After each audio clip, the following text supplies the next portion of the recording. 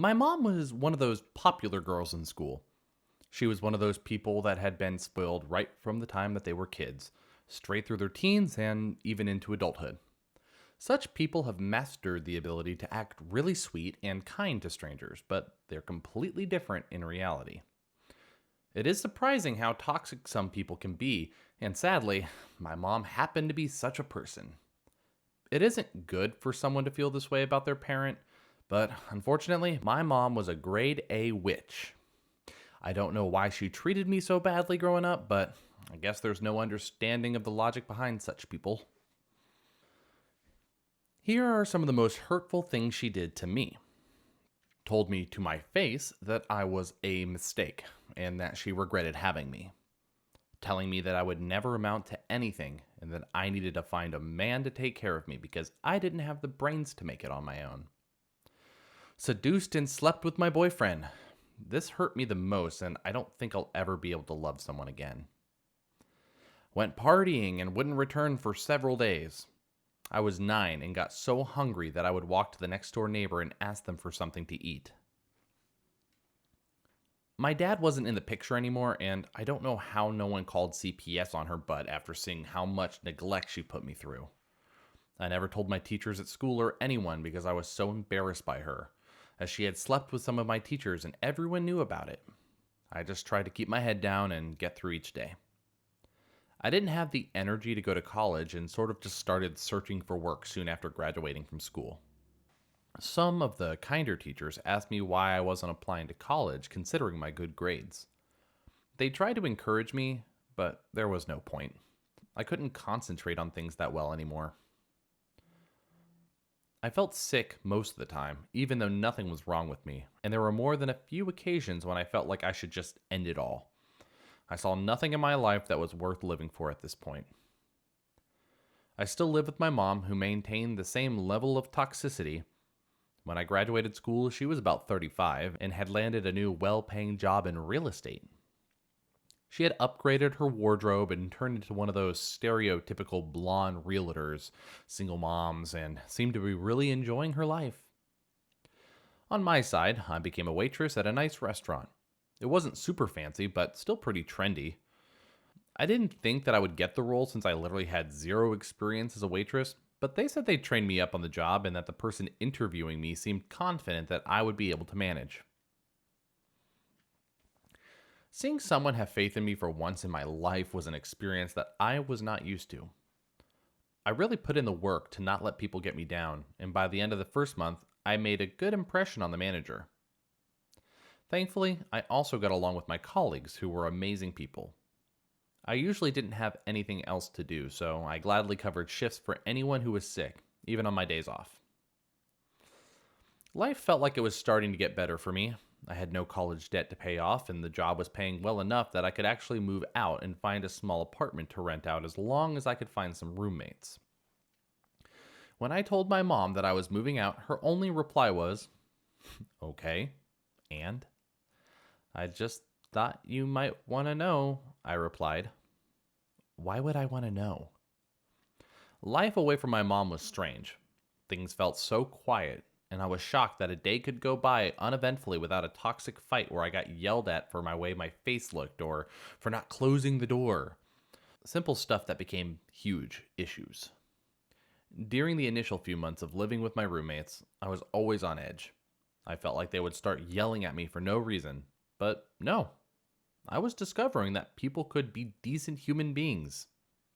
I no longer had to watch my mom bring a new guy over every week and hear them going at it while I was trying to do homework. I no longer had to walk on eggshells around her and could move around the house like a normal person. Well, one evening, I was walking home with some of my colleagues after a night out, and we were laughing at something when I looked across the street. I see my mom walking past, and she's glaring at me with a really hostile look. She seemed outraged that I was enjoying my life. The look she gave me conveyed so much raw hatred, and I found myself wondering what I had ever done to warrant it. 3 days later, I got a call from her. This was the first time that she had called me in months. I picked up the phone. "Hello?" "Hi, Kayla, can you come over for a moment?" Why?" I'll tell you when you get here. You want me to come over now? Yes. Well, this is weird, and I wondered what was going on. I put on my shoes and walked down to her home. It was about a mile away. I didn't have a car yet and relied on my roommates. Well, when I got to her place, she unlocked the door and let me in. She was wearing some guy's t-shirt and the room was a mess. I could also immediately hear the sound of someone doing the dishes. She sat me down on the couch and got straight to the point. Kayla, we need to talk about how you need to contribute more to the family. I gave you a roof to live under for 17 years. You just want to walk out without paying me back? She continued. As you can see, the house is a mess. You should offer to come clean it when you're done with your little waitressing job. No, I'm not doing that. Yes, you are. It's time you show a little gratitude for all that I've done. Gratitude for what? For telling me that I was a mistake? For treating me like I was less than dirt? All the emotions that I had tried to suppress came pouring out. I yelled at her so much, and she wasn't expecting it as well. I went on for a good while, and the guy in the kitchen just poked his head out to see if everything was all right, and then went back to doing the dishes. In hindsight, this is actually so funny that it's effed up in a kind of way. When I stopped to catch my breath, she got up from where she was sitting, walked up, and slapped me. Hard. Then she slapped me again. You ungrateful witch. She kept hitting me, but eventually she got pulled away by her guy who came running from the kitchen when he heard us fighting. My t-shirt was ripped up and she had scratched my arm pretty badly. I thought that I would no longer have to deal with this crap, but she wanted to keep me in her life just so that she could treat me like garbage. I ran out of the house, slamming the door behind me as she yelled at me to get back immediately. Once home, I began to throw up. I always got sick when things got stressful like this. I blocked my mom's number and promised myself that this was the day that I would go no contact with her. I called in sick for tomorrow because I was shaking so much. My roommates helped me calm down, and after a while, I felt better. When would this nightmare end? A few days later, I was back at work and was just closing up my shift. It was, like 9 p.m., and I see my mom's car pulling into the parking lot. She gets out, slamming her door, and I run outside so she doesn't make a scene in the restaurant and end up ruining my job as well. I run up to her and tell her to go away, but she flat out punches me in the face. What did you say to him, you little witch? What did you do? Confused and angry, I reply, Who? What did I do? I could see my colleagues watching from the window and also my manager who appeared to be calling what I rightly assumed were the police. I never saw my mom this furious. What did you tell Travis? She bellowed. Who is Travis? I replied. Oh, don't you play coy with me. You know who he is. You saw him when you came over, and you knew Travis from earlier as well. What happened? I didn't do anything. At that moment, she sees a police cruiser coming up the road. I was surprised they got here so fast. She gets back in her car and leaves. The police ask me if I want to press charges, but I decline, and after they clarify some info, I go back inside. My manager got me a Band-Aid because she had punched me with the hand that had a ring on it or something, and it cut my cheek. That evening, I get a message from an unknown number, and it turns out to be this mysterious dude named Travis. He says that he just heard what my mom did to me and wanted to apologize. I replied that it wasn't his fault, and he then asked if we could meet and talk about it for a bit. I agreed, and the next day we met at a small cafe. I got there early and ordered myself a large coffee and waited until he showed up. As I waited, I tried to think about what my mom was so mad about. I started trying to recollect some of my mom's past boyfriends and realized that Travis was one of her old flings. I had not recognized him because he had grown his hair out now, but it was indeed the same person. From the little attention that I did pay to my mom's romantic escapades, I could now recall that she was really taken with him. I even faintly remembered her saying that he would make a great husband.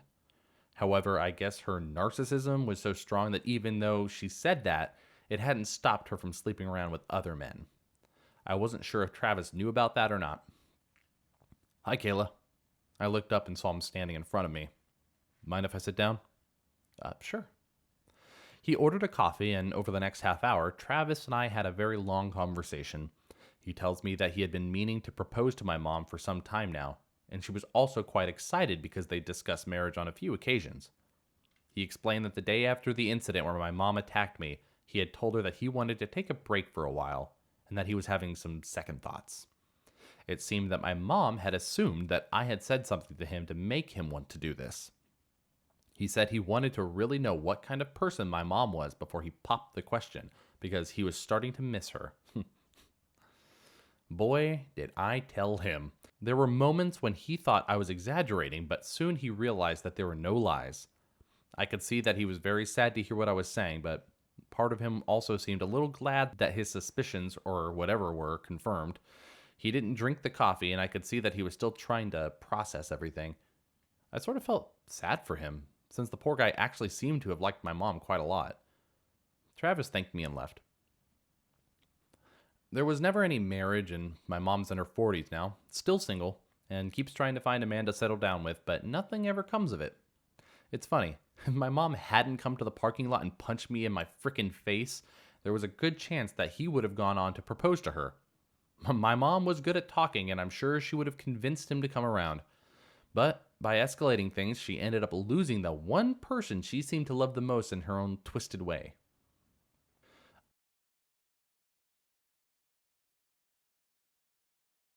I didn't do the petty revenge, but I was the official witness to what happened.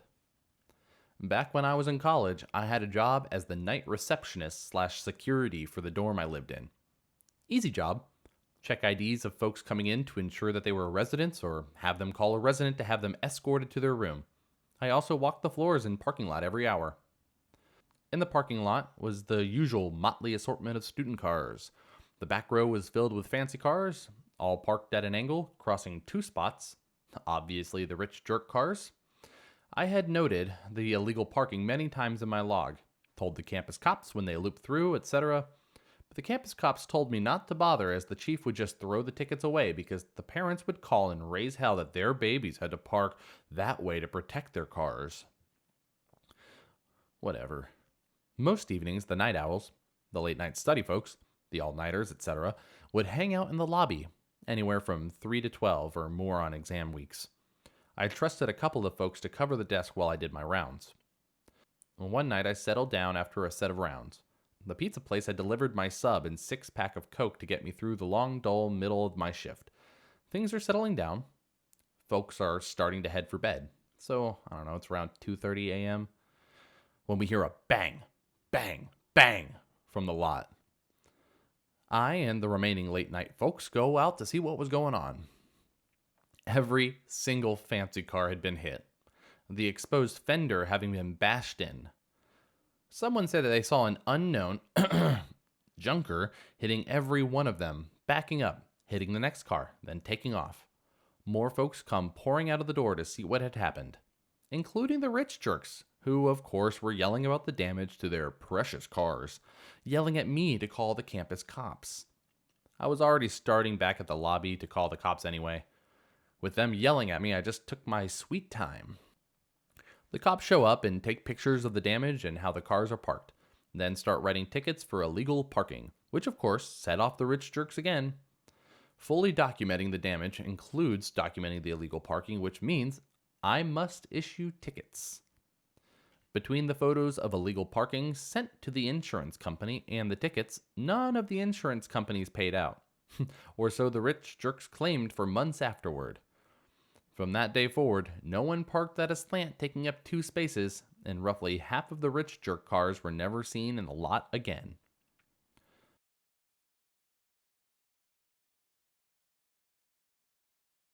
I'm in my mid-40s, and I've been feeling it lately. I've been trying to do some research on healthier food choices to bring my energy levels up and bring my sugar intake down.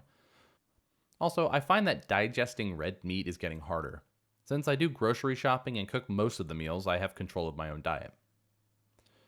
So I've started to buy healthier alternative foods for myself. Whole grain loaf, some kale, chicken breast, etc. Well, now it's important to note that I have not changed my regular shopping list either. I still bring home the same foods and snacks for the household as I've always done. In fact, I'd say that there are more snacks for my husband and son now that they don't have to share with me. 2 nights ago, I came home from grocery shopping. My husband putting the groceries away and asked about the new items I brought home. I told him that I wanted to try eating healthier by incorporating the alternatives for myself. But don't worry, I'm not going to push it on you guys.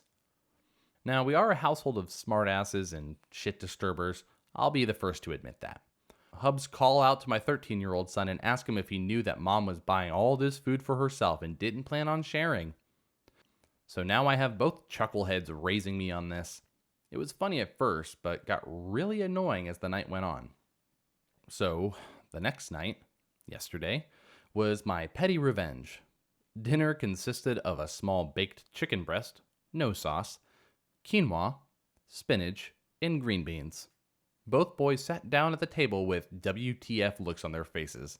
Husband looks at me, gesturing to the plate. I told him that I felt bad for not sharing so that he can eat what I'm eating. You know, since it was so important to him. And if it wasn't good enough for him, he could have a handful of raw almonds with me later as a snack. My kids just started laughing and asked if there was any dessert. Told him to have an apple. My husband grumbled for most of the night. To my amusement, he went to grill himself a burger at 9 p.m. Suck it. Mom wins.